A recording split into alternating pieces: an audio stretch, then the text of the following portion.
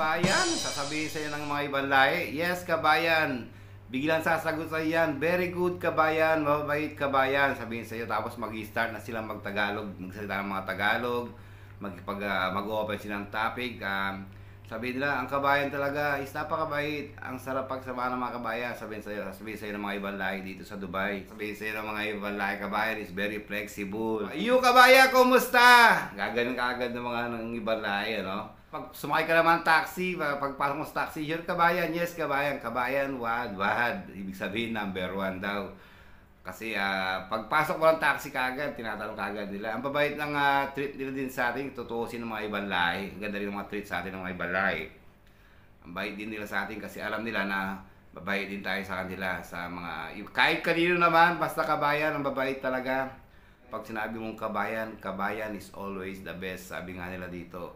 Sabi nga nila dito, kung wala daw ang kabayan dito sa UAE, paano na ang UAE?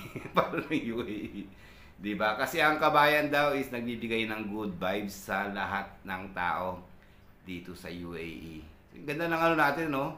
Ganda ng vibes natin sa Dubai, no? Nag-create tayo ng ganong kagandang vibes, no? Pag sinabi mong kabayan, gustong-gusto nila makasama mga kabayan. Gusto nila makakwentuhan ng mga kabayan, kaysa ka magpunta. Para pagpasok mo ng isang lugar na alam mong welcome na welcome kapag kabayan ka. Kabayan! Gaganon ka kagad pagka pumunta ka sa isang lugar, eh, no?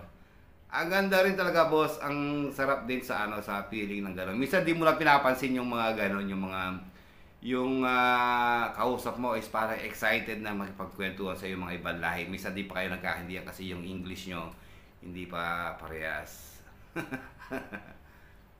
So ayan mga boss, naikwento ko lang to. Ayan, kasi matagal na ako sa UAE at yung mga experience ko is nakaka-good vibes naman talaga yung mga nami-meet mo, mga bago, mga ibang lahi. First time mo lang sila ma-meet pero dawin sila magpag-usap sa iyo is parang napaka-close mo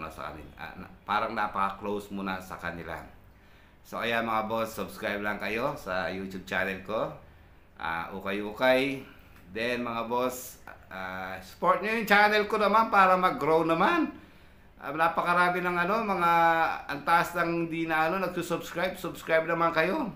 Dagdagan pa rin natin ang topic ng About Dubai kung gusto nyo lang mga boss.